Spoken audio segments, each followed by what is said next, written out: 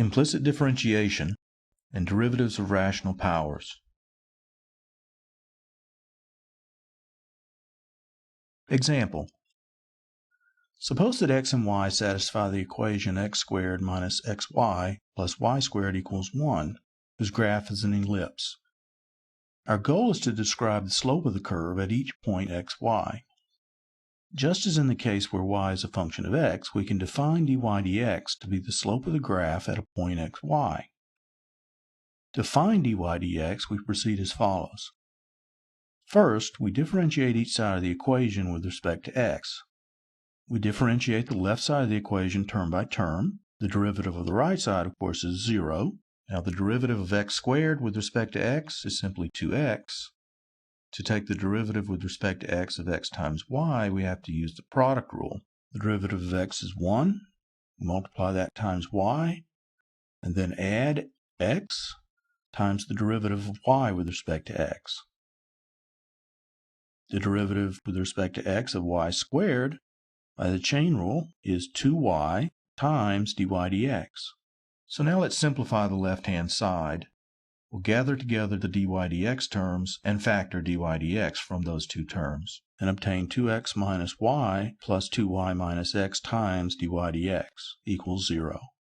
Next, we'll solve our equation for dy dx. We'll subtract 2x from both sides and add y to both sides, and then divide by 2y minus x to obtain dy dx equals y minus 2x divided by 2y minus x. This is the process known as implicit differentiation. First step is to differentiate each side of the equation with respect to x, and then simply solve for dy dx.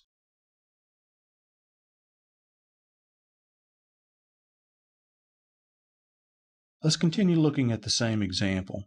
The equation x squared minus xy plus y squared equals 1, whose graph is the ellipse that you see here. And we've just calculated that at every point on that ellipse, dy dx is equal to y minus 2x over 2y minus x. Now let's suppose that we want to find the points on the ellipse where the tangent line is either horizontal or vertical. Here are the 2 points where the tangent line is horizontal, and here are the 2 points where the tangent line is vertical. The tangent line will be horizontal when dy dx is equal to 0.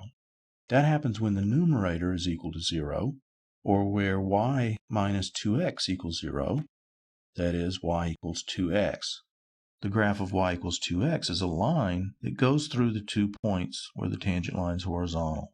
Now, to find those 2 points, we go back to our original equation for the ellipse, replace y with 2x, and then solve for x. The left-hand side simplifies to 3x squared, so we have 3x squared equals 1, which tells us that the x-coordinates of the 2 points are plus and minus 1 over the square root of 3.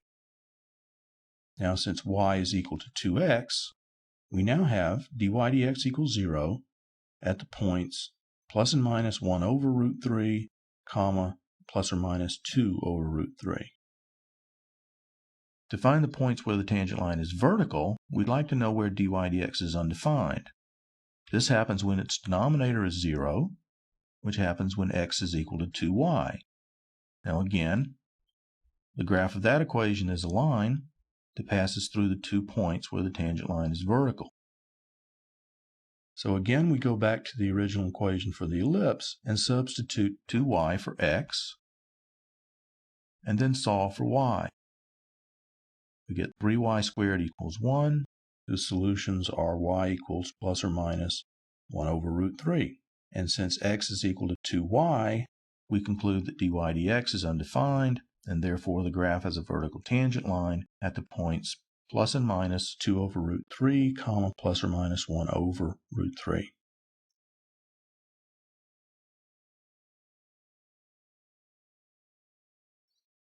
Example.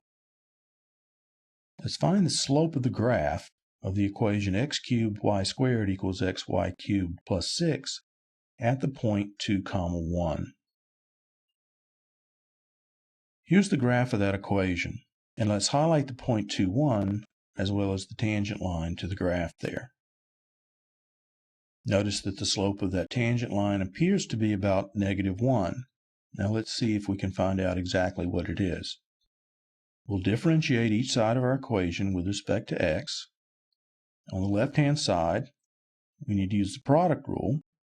We first differentiate x cubed to get 3x squared and multiply that by the other factor, y squared, and then add x cubed times the derivative of y squared with respect to x, which is 2y times dy dx by the chain rule.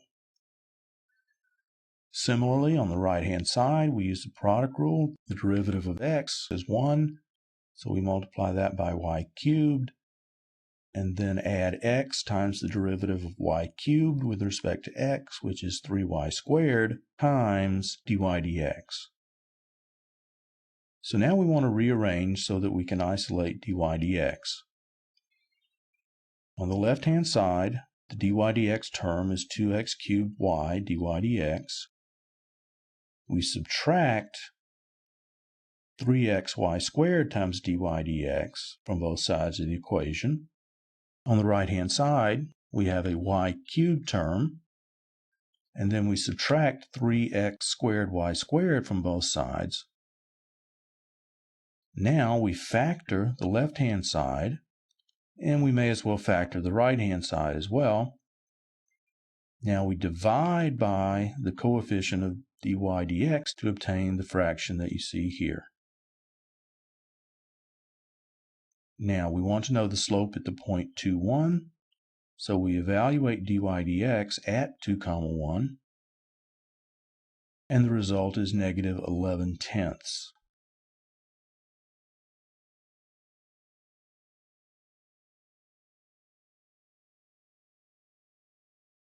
Radicals and fractional powers. Let n be a non-zero integer. We want first to find dy dx if y is equal to x to the 1 over n power. If n is positive, this is just the nth root of x, while if n is negative, it's 1 over the nth root of x, where m is the absolute value of n. So we first write y equals x to the 1 over n. We'll raise each side of the equation to the nth power to obtain y to the n equals x. Now we take the derivative of each side of the equation with respect to x. On the left-hand side, we get n times y to the n minus 1 times dy dx by the chain rule. The derivative of x with respect to x is simply 1. So we have dy dx equal to 1 over n times 1 over y to the n minus 1 power, or 1 over n times y to the 1 minus n power. Now, since y is x to the 1 over n, we have 1 over n times x to the 1 over n raised to the 1 minus n power. Now, multiplying exponents, we have 1 over n times x to the 1 over n power. The exponent here is simply 1 over n minus n over n, or 1 over n minus 1. So dy dx is 1 over n times x to the 1 over n minus 1 power. Now notice this is exactly the same operation as the familiar power rule. Multiply by the exponent and then subtract 1 from the exponent. Examples. The derivative with respect to x of x to the 1/2 power, or the square root of x, is 1/2 x to the 1/2 minus 1 power, or x to the minus 1/2 power, which is the same as our familiar formula 1 over 2 times the square root of x. The derivative with respect to x of x to the 1/3 power is 1/3 times x to the 1/3 minus 1 power, or minus 2/3 power. This is the same as 1 over 3 times x to the 2/3 power. The derivative with respect to x of x to the minus 1/2 power is minus 1/2 x to the minus 1/2 minus 1, or minus 3/2 power. This is equal to minus 1 over 2 times x to the 3/2 power. Now let m and n be non-zero integers. We want to find dy dx if y is equal to x to the m over n power. So let's write y equals x to the m over n power, and notice that x to the m over n power can be written as x to the 1 over n raised to the mth power. Now we'll differentiate this using the chain rule. Since m is an integer, we know that we can apply the power rule to take the derivative of the outside function here, and write m times x to the 1 over n to the m minus 1 power. Next, we multiply by the derivative of the inside, which we've just determined is 1 over n times x to the 1 over n minus 1 power. Now, the right-hand side is equal to m over n times x to a power, and that power will be m minus 1 over n plus 1 over n minus 1. And simplifying that exponent, we obtain m over n times x to the m over n minus 1 power. So again, we have the same operation as the familiar power rule. So we now have a very general power rule. For any rational exponent p, the derivative with respect to x of x to the pth power is equal to p times x to the p minus 1. So for example, the derivative with respect to x of x to the 2/3 power is 2/3 times x to the 2/3 minus 1, or minus 1/3 power, or 2 divided by 3 times the cube root of x. The derivative with respect to x of x to the minus 2/3 power is minus 2/3 times x to the minus 2/3 minus 1, or minus 5/3 power. And we could write this as minus 2 divided by 3 times x to the 5/3 power. Example: find dy dx if 2x to the 5/2 power plus 7 times y to the 2/7 power equals 9xy, and compute the slope of the graph at the point 1, 1. Here's the graph of that equation and the tangent line at the indicated point. To find dy dx, we'll differentiate each side of the equation. On the left side, the derivative of the first term, using the power rule, is 5 times x to the 3/2 power. And the derivative of the second term is 2 times y to the minus 5/7 power times dy dx. On the right-hand side, we need to use the product rule. We have 9 times the derivative of x with respect to x, which is 1, times y, plus x times the derivative of y with respect to x. Now we want to gather all the dy dx terms together on the left side of the equation. We already have 2y to the minus 5/7 times dy dx. And now we subtract 9x times dy dx from both sides of the equation. On the right-hand side, we have 9y, and we subtract 5x to the 3/2 from both sides. Now we factor the left-hand side, and then divide by the factor that multiplies dy dx to obtain the expression you see here. Now we simplify the expression by multiplying top and bottom by y to the 5/7 in order to get rid of negative exponents, and this is the result. Now we want the value of this at the point 1, 1. So we evaluate dy dx when x is 1 and y is 1, and we obtain 9 minus 5 over 2 minus 9, or minus 4/7.